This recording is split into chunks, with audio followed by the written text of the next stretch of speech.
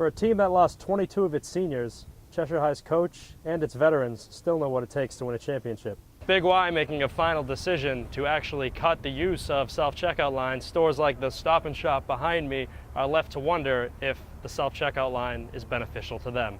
Many Wallingford residents report that construction took 3 to 4 hours, going until 3 o'clock in the afternoon. For a team that started off 0-4, a playoff berth is a dream come true for Cheshire High. While the rain in Cheshire keeps coming down, most teams will have to wait a couple days before they get outside. It sucked. It sucked so bad. It's extremely brutal not having water. Water is the essence of life. It's one of those important things taken for granted until that steady flow from your faucet slows to a drip. Little Italy was one of the many restaurants and homes that went without water for the day. Early Tuesday morning, the Department of Public Works was there, the water division. They dug up, and obviously there was a water main break. I set up everything, and the inspector came and said that we had to close. It sucked.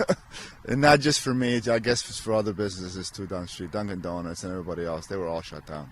Couldn't shower when I got back. I couldn't make breakfast. Not showering and preparing breakfast. Or coffee. And also I didn't have any water to drink. And it sucked. So it was extremely brutal not having water.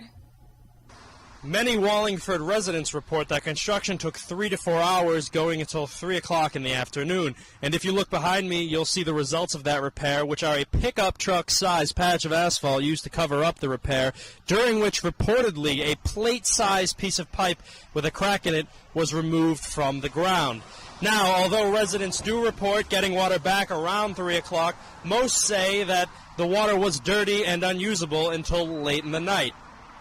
For Q30, I'm Jeff Olson.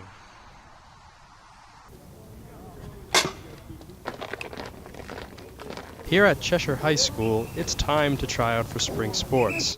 And no spring sport at Cheshire is as intense as lacrosse. The Rams were 21-2 last year, and coach Rich Polciano won his second state title. Even with success, the coach expects 2 goals from those on the team and those trying out. Every year, our goals here at Cheshire High School is number 1 is to win the SEC, and then obviously make the playoffs and go as far as we can. For a team that lost 22 of its seniors, Cheshire High's coach and its veterans still know what it takes to win a championship. You know, you really got to get after the ground balls, hustle at everything. And if we do hustle, I think we can, we'll be very successful. You got to set that example every day. Go out there, just do what you need to do. Like, yeah, you can joke around and have fun, still have a good time, but at the same time, you got to hit your core goals of the day. You got to do your stick work, got to get everything down, and just learn what you need to do. Know your role. Kids all know, this isn't just a fly-by-night program. You got to do some things in the off season to improve yourself to get better. And if you don't, those kids are usually the kids that sometimes they fall between the cracks. Jeff Olson reporting for QNN. Are you nervous? A little bit. A little bit? Yeah. Meet John Greenhall. John has Down syndrome. But John's condition doesn't stop him from dreaming. And John's dream has always been to be a newsman. As John would say, he has waited. Long time. And as John's mom Trish tells us, John has never let his condition hold him back.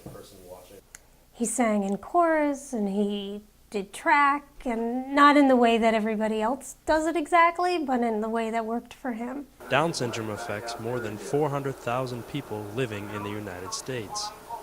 People with Down syndrome can attend school, work, and contribute to society, but John isn't settling for just any job. He wants to be a newsman. John likes to be on stage, and that's probably where that started. And probably TV shows that he watched when he was younger, where they had the kids as the news anchors. That might have been where that started. But he just loves the idea of being behind the camera or in front of the camera. He just loves to be around other people his age who don't necessarily have special needs. And that, I think that is something that he just really gets a kick out of. While Quinnipiac's Q30 news station isn't exactly big-time news, John is relieved that he, Really gonna be this man today. Jeff Olson, QNN. Be careful what you tweet, because the CIA may be watching. The Associated Press reports the agency has an entire department devoted to sifting through more than 5 million tweets a day. If you're going to be out drinking, it's probably not a good idea to have your 9-year-old to be the designated driver. A young girl from Detroit was pulled over on Saturday while driving her drunk dad home. Cops received a call from a witness who saw the girl pulling out of a gas station at 3 in the morning. The witness told police she was doing a pretty good job driving on all accounts. At one point, she even used her turn signal. Her dad is being charged with 2 counts of child abuse, 1 felony, and 1 a misdemeanor. The Naugatuck High School football and soccer teams are among the best in their league every year. The fields they play on are not. An $80 million referendum package with only $20 million charged to Naugatuck could change that. QNN Kyle's Brennan has the story. Looking to go to Toads this Saturday? Don't be surprised when the shuttle drops you off at an unfamiliar stop.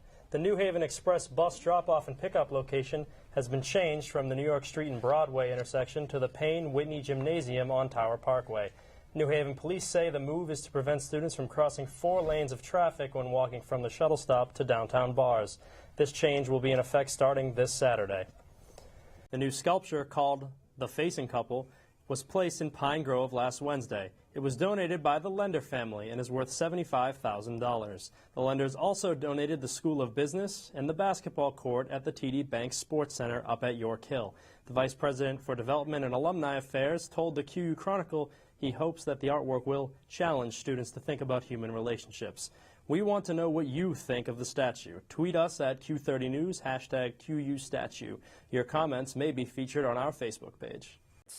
Last night's hockey game had Quinnipiac Bobcats coming in looking for their 2nd straight win, going up against Holy Cross, who's actually opening up their season here at the TD Bank Garden.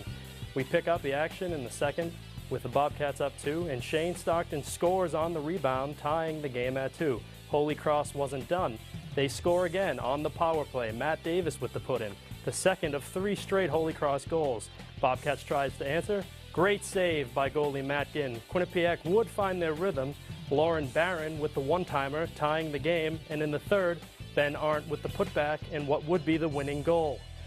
Boomer loves it, and Bobcat fans should too, as Quinnipiac beats Holy Cross 5-3.